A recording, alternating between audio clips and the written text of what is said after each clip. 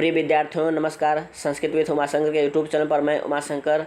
जैसा कि विदित है कि पहले के पीछे के जितने भी प्रश्न थे हमने हल करा दिए थे और 400 प्रश्न हो चुके थे और 400 के बाद आज हम प्रश्नों को हल करेंगे।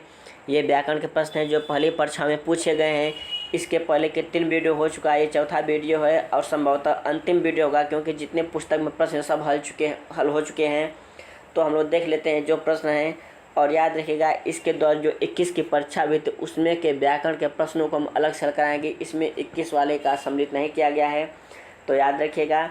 और आज लगभग 90 क्वेश्चन के आसपास हैं इस पुस्तक में और उसको हम लोग हल कर लेंगे। तो हमारे 1999 से लेकर के और 2016 तक के संपूर्ण व्याकरण के प्रश्न हल हो जाएंगे। यह लास्ट वीडियो रहेगा। इसके बाद हम 21 के व्याकरण को हल कराएंगे। तो चलिए देख लेते हैं 400 के बाद वाले प्रश्न कैसे कैसे हैं। और आप कमेंट बॉक्स में बताइएगा कि आपके प्रश्न कितने सही हो रहे हैं, कितने मतलब आप इसमें से कितने आप गलत हो रहे हैं, कितना आप जान रहे हैं। तो उसमें हमारा 400 के बाद का पहला प्रश्न है, अंतर्धन राष्ट्रीय का सम्मिलित रूप होगा। अंतर्धन राष्ट्रीय का सम्मिलित रूप होगा ए अंतर्राष्ट्रीय, बी अंतर्राष्ट्रीय, सी अंतर्राष्ट्रीय, डी इनमें से कोई नहीं। तो दोस्तों ये प्रश्न बहुत ही कठिन माना गया था, 2010 में पूछा गया था। तो देख लेते हैं। अंतर्धनराष्ट्रीय में रोरी सूत्र से पूर्व र का लोप होकर के अंतर्राष्ट्रीय हुआ और पुनः ढलो पे प्र से दीर्घो अड़ सूत्र से अकार को दीर्घ आदेश होकर के अंतर्राष्ट्रीय रूप सिद्ध हुआ। तो हमारा ऑप्शन ए सही हो जाएगा।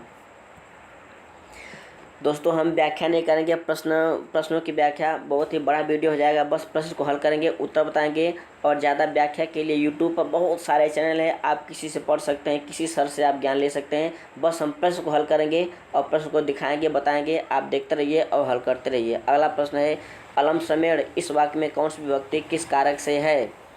ए श्रम हेतु इसलिए हेतु से तृतीया, श्रम कारण है अतः कर्तृकर्णयों तृतीया से तृतीया, सी करण कारक है अतः तृतीया, डी उक्त वाक्य अशुद्ध है। तो सही उत्तर हो जाएगा बी। शुद्ध शब्द चुनिए। ए अम्बरीश, बी अम्बरीश, सी अम्बरीश, डी अम्बरीश। तो हमारा सही उत्तर इसमें हो जाएगा डी अम्बरीश। अशुद्ध वाक्य चुनिए। ए बालः चित्रम अवलोकते, बी चिंतकः आलोचते, सी तरुणः वस्त्रम धरति, डी सा स्वयं लेपयति। तो अशुद्ध वाक्य इसमें सही हो जाएगा हमारा आंसर डी सा स्वयं लेपयति, ये अशुद्ध है। विवादास्पद होने के नाते पहले तो डी माना गया था, लेकिन जब बाद में इस पर चर्चा किया गया, कोर्ट में मैटर गया, तो सबको शुद्ध मान लिया गया। तो हमारा इसमें देखेंगे तो किताब के हिसाब से और पहले के हिसाब से तो डी है, लेकिन बाद में शुद्धिकरण के दृष्टि देखेंगे तो चारों से मान लिया जाएगा। तो ऐसे प्रश्नों को दोस्तों आप लोग देखते रहिए कि मतलब आयोग ने कब कब क्या किया, किसको ज़्यादा मतलब प्रश्नों पर मतलब वरीयता दे दी गई। तो इन सबको आप देखते रहिए। आगे देख लेते हैं। शुद्ध शब्द चुनिए। ए सहोदरा, बी सहोदरी, सी दोनों शुद्ध है, डी दोनों अशुद्ध है। तो सही उत्तर हमारा ए हो जाएगा सहोदरा। 407 प्रश्न है, अधित शब्द की व्युत्पत्ति का ठीक विकल्प बताइए, अथवा अधित शब्द कैसे बना है। ए अधन इट धन यत, बी अधन इट धन अक्त, सी अधन इंग धन अक्त और डी अधन इट धन अक्तवतु।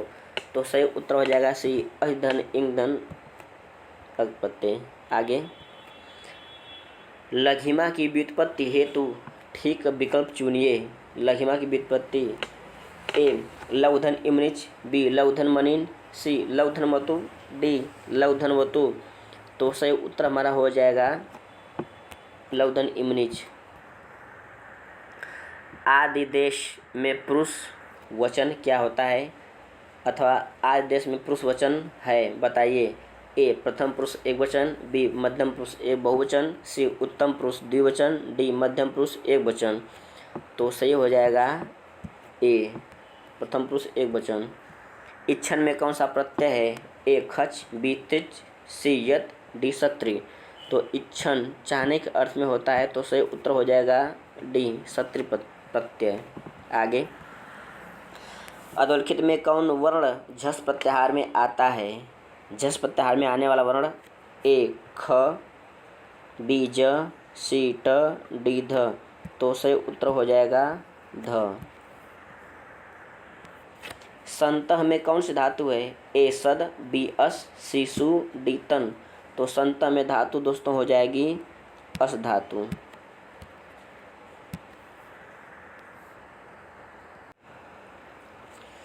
कृदंत की संज्ञा होती है।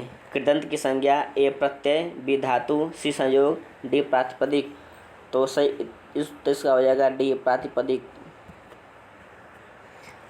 दोस्तों जानते हैं कि प्रातिपदिक होता क्या है? तो जो हम सुनते हैं, जो हम देखते हैं, हम जिस पर विचार करते हैं वही प्रातिपदिक होता है। जैसे मान लिया हमने देखा टीवी, ये प्रातिपदिक है। जैसे मान लिया हमने देखा गैस, तो ये प्रातिपदिक है। जैसे मान लिया हमने देखा मेज, तो ये प्रातिपदिक है। अर्थात जिसको हम सुनते हैं, देखते हैं, वही प्रातिपदिक होता है। निम्नलिखित में कौन शब्द शुद्ध है? ए अक्षत, अक्षत, बी दारा, सी लाज, डी वर्षा। तो इसमें शुद्ध बताना है कि निम्नलिखित में कौन सा शब्द शुद्ध है। तो इसका सही उत्तर हो जाएगा दारा। हमारा ऑप्शन बी हो जाएगा। कर्ता द्वारा अनिश्चित पदार्थ की क्या संज्ञा होती है? अनिश्चित जिसको न चाहना। ए कर्ता, बी कर्म, सी करण, डी संप्रदान। तो आप लोग पढ़े होंगे तथा निश्चित सूत्र, तो साहब हमारा बी हो जाएगा। कर्ता हो नहीं सकता, अनिश्चित, करण और संप्रदान कोई सवाल नहीं बनता, बी हो जाएगा हमारा।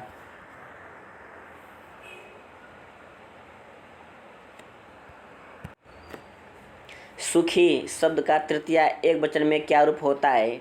टीजीटी 2013 में पूछा गया था। सुखी शब्द का तृतीया एक वचन में ए सुखा, सुख्या, बी सुखिना, सी सुख्य, डी सुख्यु।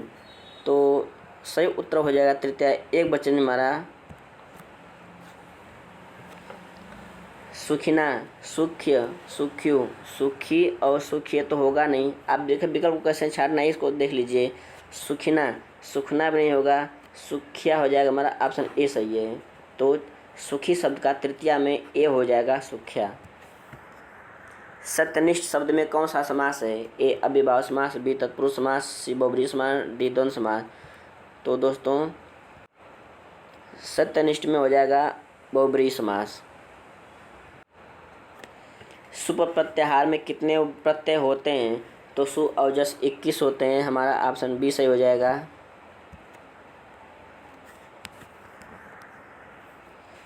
पुल्लिंग सर्व शब्द का प्रथमा विभक्ति बहुवचन में क्या रूप होता है?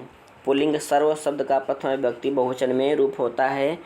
तो उत्तर हो जाएगा सर्वे जना। आप लोग पढ़ते हो सर्वे जना, सर्वे बालका, बी सही हो जाएगा। निम्नलिखित शब्दों में कौन शुद्ध है? ए भूपत्यु, बी भूपते, सी भूपत्ये, डी भूपत्या। तो शुद्ध पूछ रहा है, निम्नलिखित कौन शब्द शुद्ध है? तो हमारा सही उत्तर हो बी भूपते। अगला प्रश्न पितृतुल्य शब्द में कौन सा समास है? पितृतुल्य ए अव्ययभाव समास, बी तत्पुरुष समास, सी बहुब्रीहि समास, डी द्वंद्व समास। तो पितृतुल्य में समास हो जाएगा पिता के तुल्य, षष्ठी तत्पुरुष में चला जाएगा। गुरु धन आदेश में संधि होने पर क्या बनता है? तो गुरुआदेश हो जाएगा। तो गुरुआदेश हमारा किस ऑप्शन में होता है? हमारा ऑप्शन सी है। गुरुदेश नहीं होगा, गुरा होगा ही नहीं, और गुरु होगा ही नहीं, तो सी गुरुआदेश हो जाएगा। शीतोष्णम पद में क्या समास है? अर्थात शीतोष्ण में समास बताइए। शीत और उष्ण। तो याद रखिए शीत, देखिए दो शब्द, एक शीत हो गया और एक उष्ण हो गया, एक गर्म हो गया, एक ठंडा हो गया। तो विशेषण विशेष का समास होने से यहाँ पर हो जाएगा दो पद हैं, शीत और उष्ण। तो दोनों आपस में महान हैं, दोनों का अर्थ अलग अलग है। तो हमारा उत्तर हो जाएगा डी द्वंद्व समास। जब कोई क्रिया कृदंत रूप में प्रकट की जाती है तो उस क्रिया के कर्ता अथवा कर्म में कौन सी विभक्ति का प्रयोग होता है? मतलब जब कोई क्रिया कृदंत रूप में प्रकट की जाती है, कृदंत रूप से प्रकट की जाती है, तो उस क्रिया के कर्ता अथवा कर्म में कौन सी विभक्ति का प्रयोग होता है? तो ए द्वितीया, बी तृतीया, सी षष्ठी, डी सप्तमी। तो हमारा सही उत्तर हो जाएगा इसमें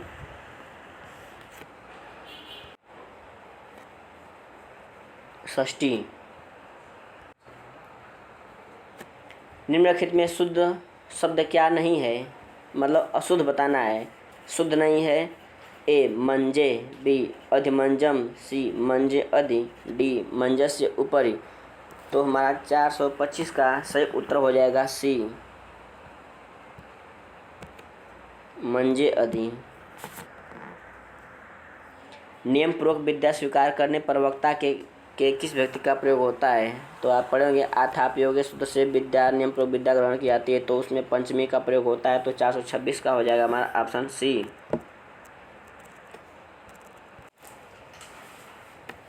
सुश्री शब्द के पंचमी विभक्ति के एक वचन में क्या रूप होगा। सुश्री शब्द के पंचमी विभक्ति के एक वचन में ए सुश्री, बी सुश्रिय, सी सुश्रिय, डी सुश्रिया। तो इसका सही उत्तर हो जाएगा सी सुश्रिय। अगला है निम्नलिखित में सही शब्द क्या है। ए उपरोक्त, बी उपयुक्त, सी उपरिउक्त, डी उपरुक्त। तो 428 का सही उत्तर हो जाएगा उपर्युक्त। क्रिया में कौन उक्त होता है। उक्त ए कर्ता, बी कर्म, सी भाव, डी उपयुक्त सही उपयुक्त सभी। तो हमारा उत्तर हो जाएगा डी सभी।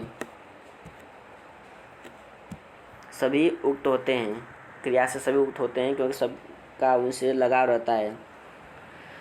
निम्नलिखित शब्दों में सही क्या है। ए अंतर्राष्ट्रीय, बी अंतर्राष्ट्रीय, सी अंतर्राष्ट्रीय, डी अंतर्राष्ट्रीय। तो सही उत्तर हमारा सी। अभी पहले प्रश्न हमने पढ़ा था, तो हमारा उत्तर अंतर्राष्ट्रीय हो जाएगा। चूर धातु के संबंध में क्या सही कथन है। चूर धातु के संबंध में चूर धातु में ऋच प्रत्यय नहीं लगता, बी चूर धातु से स्वार्थ में ऋच होता है, सी चूर धातु से ऋच प्रत्यय लगाना इच्छिक है, डी चूर धातु केवल आत्मनेपदी धातु है।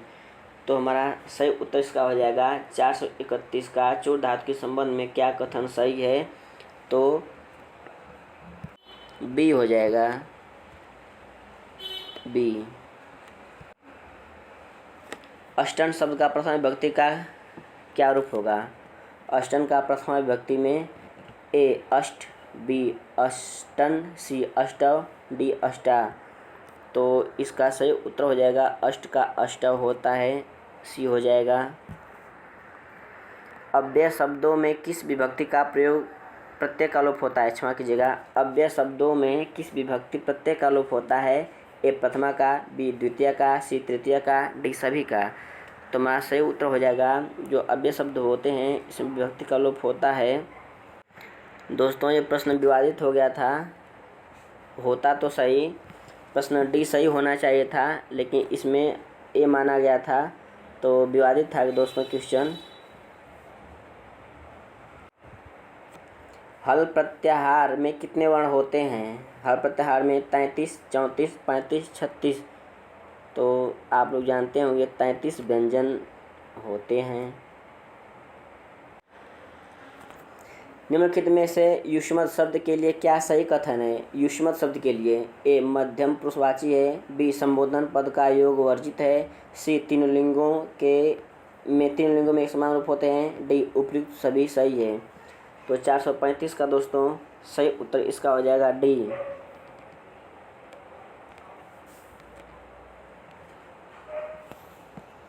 अगला देख लेते हैं प्रश्न नंबर 36। ग्रीष्म धन ऋतु में संधि होने पर क्या बनता है। ग्रीष्म धन ऋतु में संधि होने पर क्या बनता है। ए ग्रीष्म ऋतु, बी ग्रीष्म ऋतु, सी ग्रीष्म ऋतु, डी उपयुक्त में से कोई नहीं। तो हमारा सही उत्तर हो जाएगा ग्रीष्म ऋतु बनता है, सी ग्रीष्म ऋतु। अगला है युवन शब्द का प्रथमा बहुवचन में क्या रूप होगा। युवन शब्द का प्रथमा बहुवचन में क्या रूप होता है। ए युवानः, बी युवा, सी युवानम, डी युन। तो सही उत्तर हो जाएगा ए युवानः। बलिम याचते वसुधाम, इस वाक्य में बलि में द्वितीय भक्ति क्यों होती है?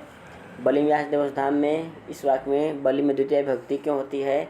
ए, बलि गौण कर्म है। बी, अपादानादि की विशेष विवक्षा नहीं अपितु अभिक्षा है, अविवक्षा है। सी, अकहितम च से क्रम संज्ञा। डी, उपयुक्त सभी कारणों से।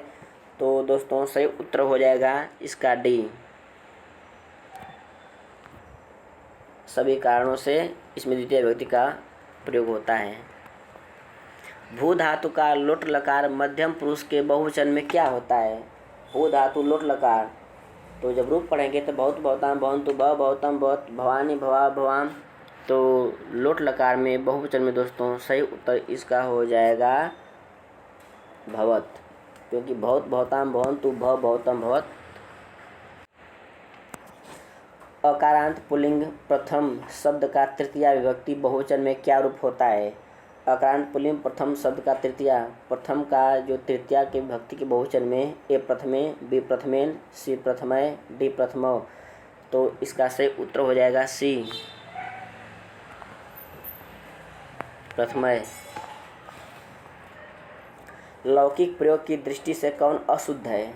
लौकिक प्रयोग की दृष्टि से अशुद्ध, ए सत्यमेव जयते, बी धर्मः जयति सर्वथा, सी न्याय जयति सर्वत्र, डी सत्यम जयति सर्वत्र, तो इसका सही उत्तर हो जाएगा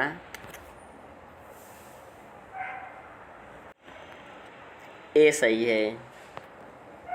लौकिक प्रयोग की दृष्टि से अशुद्ध सत्यमेव जयते, ए अशुद्ध ए माना जाएगा लौकिक दृष्टि से। आगे देख लेते हैं। कर्म के उक्त होने पर कर्ता में कौन व्यक्ति का प्रयोग होता है? जब कर्म उक्त होगा तो कर्ता में क्या हो जाएगा?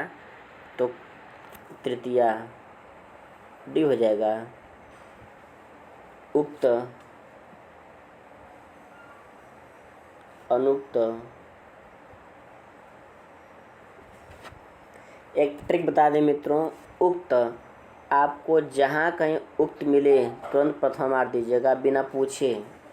उक्त में प्रथमा होता ही है, कर्ता हो, क्रिया हो, कर्म हो, कर्ण हो, आप उक्त को देखते प्रथमा दिए, आपका कंप्लीट हो जाएगा। उक्त की ट्रिक बता दे रहे हैं हम। और देखिए अनुक्त, अनुक्त कर्म में द्वितीया और अनुक्त कर्ता में तृतीया, तो उक्त अनुक्त चक्कर में बहुत मत पड़िएगा। आप उक्त में प्रथमा और अनुक्त अगर कर्म है तो द्वितीया और कर्ता तृतीया मार करके निकल लीजिए। जिस कारण या प्रयोजन से कोई कार्य किया जाता है उसमें क्या व्यक्ति का प्रयोग होता है?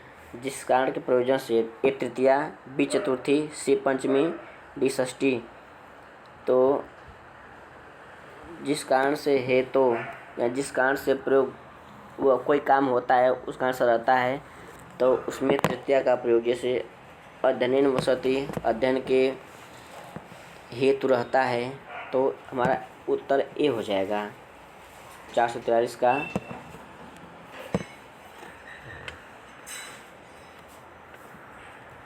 जो बात अन्य व्यक्तियों से न कहने की इच्छा हो उसमें किस व्यक्ति का प्रयोग होता है? अर्थात किसी दूसरे से कहलवाया जाए, द्वितीया, तृतीया, पंचमी, षष्ठी, यानी जो बात किसी से न करके दूसरे से कहा जाए तो उसमें हमारा ऑप्शन हो जाएगा डी, षष्ठी हो जाएगा। षष्ठी व्यक्ति का प्रयोग होता है। सुख धन रीत में संधि होने पर क्या शब्द बनता है? सुख धन रीत में संधि होने पर क्या बनता है? ए सुखार्त, बी सुखर्त, सी सुखरत, डी सुखारत, तो 445 का सही उत्तर हो जाएगा ए सुखार्त।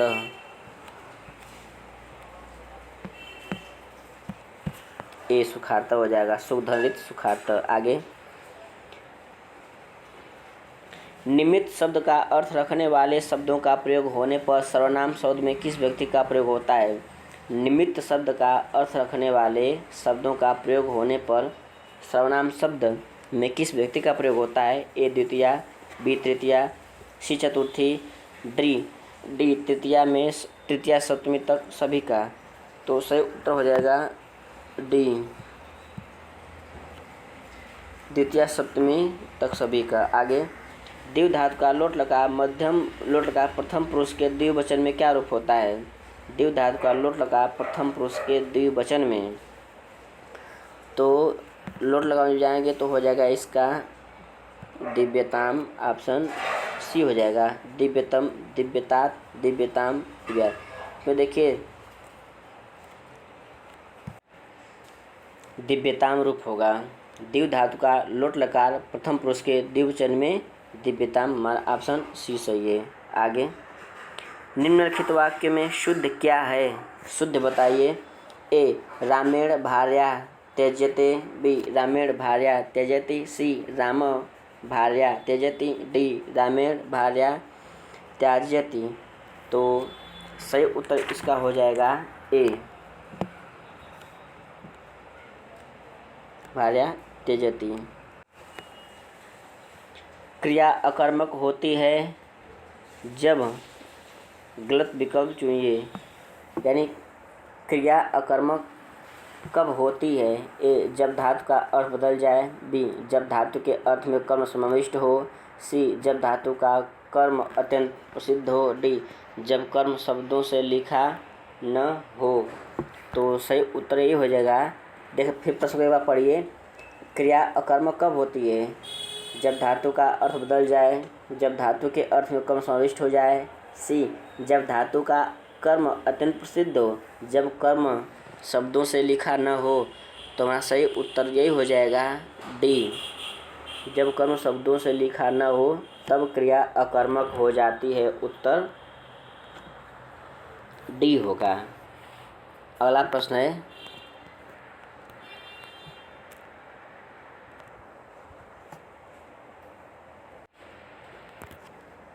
ब्रू धातु का विधिलिंग मध्यम पुरुष द्विवचन का रूप होता है। ब्रू धातु विधिलिंग मध्यम पुरुष द्विवचन का रूप होता है।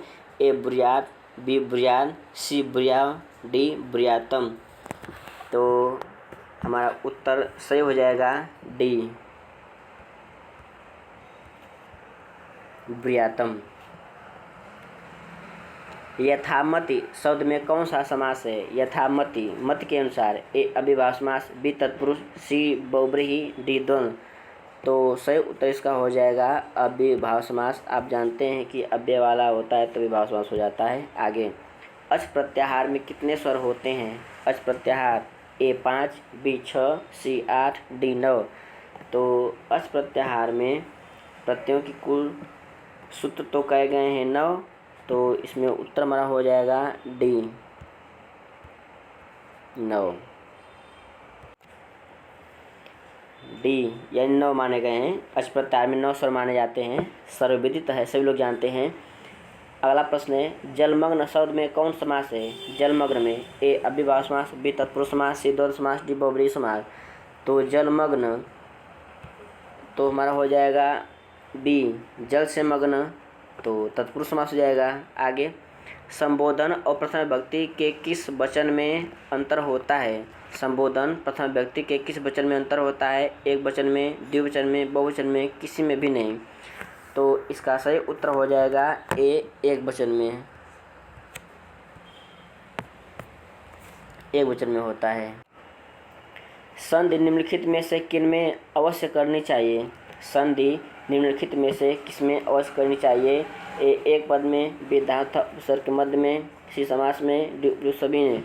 तो संधि सभी अनिवार्य है, बस विकल्प में ऐच्छिक होती है, वैकल्पिक होती है। अन्यथा एक पद में, धातु तथा उपसर्ग में, समास में, सभी में संधि अनिवार्य होती है, याद रखिएगा। निम्नलिखित वाक्यों में कौन सा वाक्य शुद्ध है? कौन सा वाक्य शुद्ध है? ए राम पठति, बी रामेण पठते, सी राम पाठयति, डी सभी शुद्ध है।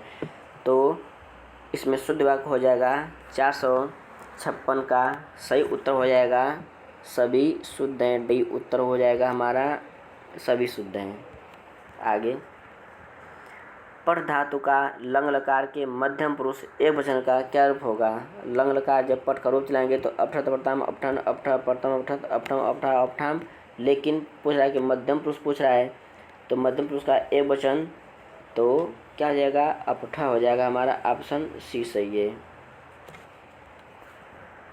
भाववाचक के लिए निम्नलिखित में क्या सही नहीं है? भाववाचक के लिए क्या से नहीं है? भाववाचक तभी होता है जब क्रिया कर्मक हो, बी कर्ता तृतीयांत होता है, सी क्रिया केवल प्रथम पुरुष एक वचन में प्रयुक्त होती है, डी भाववाचक में क्रिया कर्ता के वचन के अनुसार होती है। तो 458 का सही उत्तर हो जाएगा डी। भाववाचक में क्रिया कर्ता के अनुसार होती है।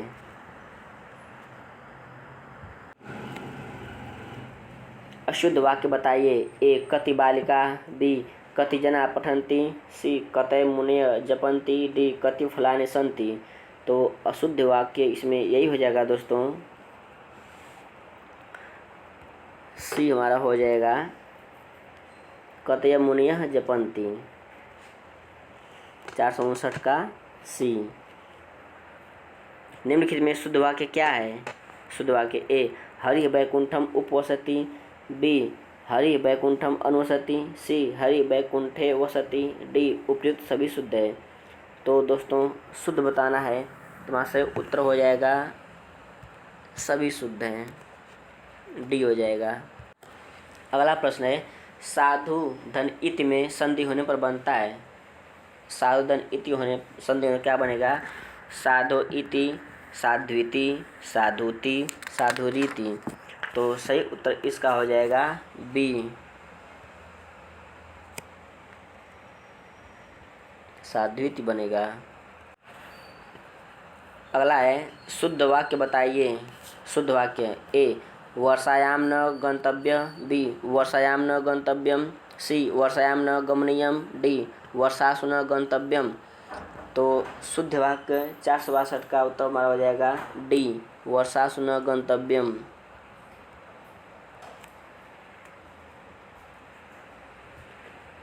आधार कितने प्रकार का होता है जिसमें सप्तमी विभक्ति का प्रयोग होता है? आधारो अधिकरणम। तो आधार 3 प्रकार का माना जाता है, बी हो जाएगा।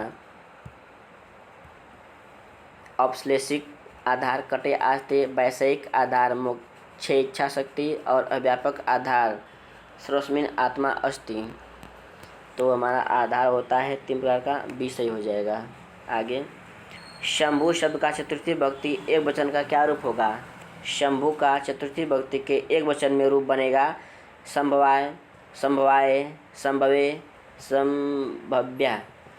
तो चतुर्थी में शंभु का बन जाएगा उकारांत है, तो गुरु के समान चलेगा, तो हमारा हो जाएगा संभवे गुरुवे, सी सही है। अस्मत् शब्द का पंचमी एक वचन में क्या होगा? अस्मत् का पंचमी में तो अम आम वयम माम अम अस्मान मैं अम अस्माभि मयम अस्मभ्यम मत अवयम अस्मत्, मत हो जाएगा, तो हमारा विकल्प हो जाएगा बी सही है। मत देखिए आ गया, तो बी। आगे संस्कृत के संख्यावाचक शब्दों के अनुसार 15 को कहते हैं। तो 15 को क्या कहेंगे आप बताइए? संस्कृत जब पढ़ेंगे तो 50 50 जाएगा, 5 10 यही 15 होगा, 5 ये नहीं हो सकता, इनमें से गलत हो जाएगा हमारा 5 10 यानी 15, हमारा ऑप्शन बी सही है। आगे 80 की संख्या को बताइए, चाहे 80 की संख्या को संस्कृत में लिखिए। अशीति, अष्टादश। तो देखिए 80 को आप क्या कहेंगे? अष्टादश 18 होता है, अष्टाविंशति 28 होता है, अष्टाशीति 88 हो जाएगा, और 80 मीन्स 80, हमारा ऑप्शन ए सही है। आगे 49 में हिंदी में कहते हैं 49 यानी 20 में एक कम, 20 मीन्स 20, 51 मीन्स एक नहीं है, तो एक नहीं है अर्थात 19, तो हमारा ऑप्शन हो जाएगा डी। 50 को हिंदी में कहते हैं 50, तो 50 देखिए 500, 55, 50, 15, तो हमारा ऑप्शन सही हो जाएगा। 50 कहते हैं 50 को सी सही हो जाएगा। अव्ययभाव समास का प्रथम पद होता है ए प्रत्यय, बी संख्यावाचक, सी उपसर्ग, डी अव्यय। तो अव्ययभाव समास का पहला होता है शब्द अव्यय होता है। आगे द्विगु समास का प्रथम पद होता है ए संख्यावाचक, बी विश्लेषण, सी उपमानवाचक, डी इनमें से कोई नहीं। तो द्विगु समास का पहला पद होता है संख्यावाचक होता है, ए सही हो जाएगा। अन्य पद प्रधान जिस समास में होता है, तो अन्य पद प्रधान का मतलब कोई अगला हो जाए। देखिए तत्पुरुष में होगा नहीं, इसमें तो उत्तर पद होता है। कर्मधारय विशेषण विशेष का होता है। अव्ययभाव समास में पहला पद होता है। हमारा ऑप्शन सी हो जाएगा। बहुब्रीहि में अन्य पद प्रधान होता है, सी ऑप्शन सही हो जाएगा। समानाधिकरण तथा व्यतिकरण किस समास के भेद हैं? समानाधिकरण व्यतिकरण, तो दोस्तों देखिए इसमें दो होता है। कर्मधारय अव्ययी बहुब्रीहि तत्पुरुष। तत्पुरुष और बहुब्रीहि दोनों माने जाते हैं। समानाधिकरण बहुब्रीहि कर्मधारय में और बहुब्रीहि में। तो देखिए तो तत्पुरुष समास में समानाधिकरण और व्यधिकरण डी से होगा। तत्पुरुष समास के भेद माने जाते हैं। येनांग विकार सूत्र के अनुसार किस अंग में विकार हो, जिस अंग में विकार हो उसमें किस व्यक्ति का प्रयोग होता है? तो जिस अंग में विकार हो तो अक्षराकार तृतीया होता है, तो हमारा ऑप्शन हो जाएगा येनांग विकार से तृतीया सी सही है। अक्षराकार हो गया पादिन खंड। क्रियान्वयित्वम कारकत्वम अर्थात क्रिया संबंधित पद कारक की श्रेणी में आता है, इस परिभाषा के अनुसार कौन सा व्यक्ति कारक नहीं है? क्रियान्वयित्वम कारकत्वम अर्थात क्रिया से संबंधित पद कारक की श्रेणी में आता है, इस परिभाषा के अनुसार कौन सा व्यक्ति कारक नहीं है? ए प्रथमा, बी तृतीया, सी षष्ठी, डी सप्तमी। तो आप मानते हैं कि षष्ठी को नहीं मानते हैं, तो हमारा हो जाएगा षष्ठी ऑप्शन सी सही है। इसको हम कारक की संख्या 6 होती है, तो षष्ठी को नहीं मानते हैं, तो ऑप्शन सी सही माना जाएगा। अकारांत शब्द से आप क्या समझते हैं?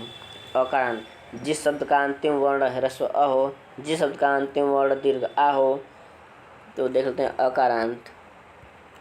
जिस शब्द का अंतिम वर्ण अ हो, जिस शब्द का अंतिम वर्ण आ हो, गलत। जिस शब्द का अंतिम वर्ण ह्रस्व अथवा दीर्घ आ हो, गलत। तो हमारा ऑप्शन बी हो जाएगा, अरे ऑप्शन ए, क्योंकि अंतिम वर्ण अ होने से अकारांत कहलाता है। ए हो जाएगा सही उत्तर ए। आगे देख लेते हैं। बालक शब्द के सप्तमी विभक्ति के एक वचन में क्या रूप होगा? तो बालका बालको बालका बालकम बालको बालकान बैल के बालकेन बालका बालका बालका बालका बालका के बे बालकात बालका बालके बे बालकस्य बालके बालका नाम बालके बालके बालकेशु। तो सप्तमी पूछ रहा है तो बालके हो जाएगा। बालके किस में है? तो राम का पूछ रहा है, राम शब्द के सप्तमी में, तो बालके राम में डी हो जाएगा। हरि शब्द के रूपों में हरव रूप किस व्यक्ति और किस वचन का रूप है? हरव, तो पढ़ेंगे जब हरि का, तो हरि हरि हर्य हरिम हरि हरिन हरिणा हरिव्याम हरिवि हरे हरिव्याम हरिभ्य हरे हरिव्याम हरिभ्य हरे हर्यो हरिणाम हर्यो हरव हर्यो हरिषु। तो हरव पूछ रहा है तो सप्तमी में हो जाएगा, तो हमारा सही उत्तर हो जाएगा डी। सप्तमी के एक वचन में होता है हरव। लता शब्द के सप्तमी विभक्ति के एक वचन में क्या रूप होता है? लता का सप्तमी के एक वचन में जब पढ़ेंगे तो लतायाम, ऑप्शन हो जाएगा सी लतायाम। फलम शब्द नपुंसक लिंग में है, इसमें फले रूप किस विभक्ति में है? फलम फले फलाने, फलम फले फलाने।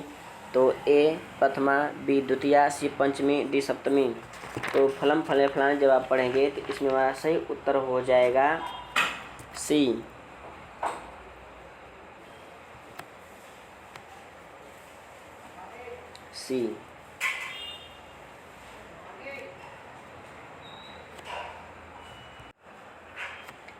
सर्वम सर्वनाम शब्द के रूपों में सर्वे रूप तीनों लिंगों में प्रयुक्त होता है। निम्नलिखित में गलत कथन को चुनिए। यानी सर्वम जो सर्वनाम शब्द के रूपों में सर्वे रूप तीनों लिंगों में प्रयुक्त होता है, निम्नलिखित में गलत शब्द को चुनिए।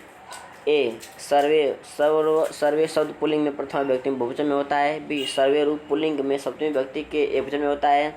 सी सर्वे रूप स्त्रीलिंग के प्रथमा द्वितीय व्यक्ति के द्विवचन में होता है। डी सर्वे रूप नपुंसकलिंग के प्रथमा द्वितीय व्यक्ति के द्विवचन में होता है। तो हमारा सही उत्तर हो जाएगा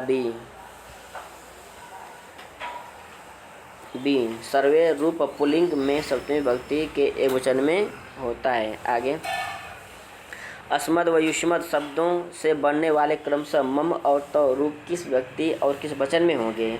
अस्मद युष्मद शब्दों से बनने वाले मम और त रूप किस व्यक्ति किस वचन में होंगे?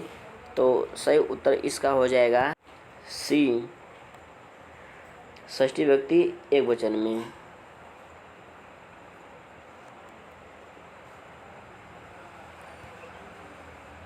सी हो जाएगा षष्ठी व्यक्ति के एक वचन में। अस्मद व युष्मद के क्रमशः आवयो वयोयो किस व्यक्ति किस वचन में बनते हैं? अस्मद युष्मद के आवयो युवयो तो षष्ठी व्यक्ति एक वचन, षष्ठी व्यक्ति द्विवचन, सप्तमी व्यक्ति बहुवचन और चतुर्थी व्यक्ति एक वचन। तो सही उत्तर इसका हो जाएगा आवयो युवयो बनता है षष्ठी व्यक्ति के द्विवचन में, बी हो जाएगा।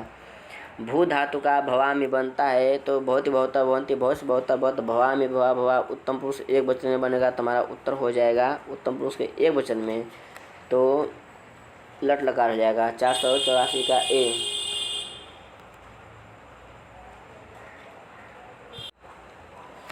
पठिस्या में रूप है ए लट लकार का, बी लोट लकार का, सी लिट लकार का, डी लंग लकार का। तो पठिस्या में आप लोग जानते हैं कि लिट लकार का है उत्तम पुरुष एक वचन में, तुम्हारा ऑप्शन सी सही हो जाएगा। अगला प्रश्न है लंग लकार सूचक है ए वर्तमान काल का, बी भूतकाल का, सी भविष्यत काल का, डी आज्ञार्थक काल।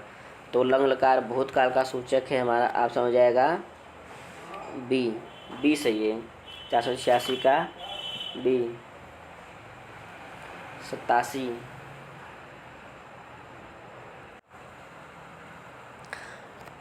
अगला प्रश्न है अदात धातु रूप दा धातु के किस लकार का रूप है? अदात धातु रूप दा धातु के किस लकार का रूप है? ए लट लकार में होगा नहीं, लट लकार में होगा नहीं, लोट लकार में होगा नहीं, लिट में होगा नहीं, तो हो जाएगा सी लंग लकार, ऑप्शन सी सही है। तो मित्रों ये रही हमारे लगभग 500 प्रश्नों की श्रृंखला और 500 प्रश्न ही समाप्त होते हैं और व्याकरण के प्रश्न संपूर्ण समाप्त हो गए। और अगला वीडियो हम देंगे जो 2021 में व्याकरण का पेपर हुआ था उसके प्रश्नों को हम लोग हल करेंगे। आप लोग देखिए, इस वीडियो को देखिए, लाइक कीजिए और कमेंट कीजिए, और जो मित्र हमारे नए हो तो चैनल को सब्सक्राइब कर लीजिए। जय हिंद, जय भारत।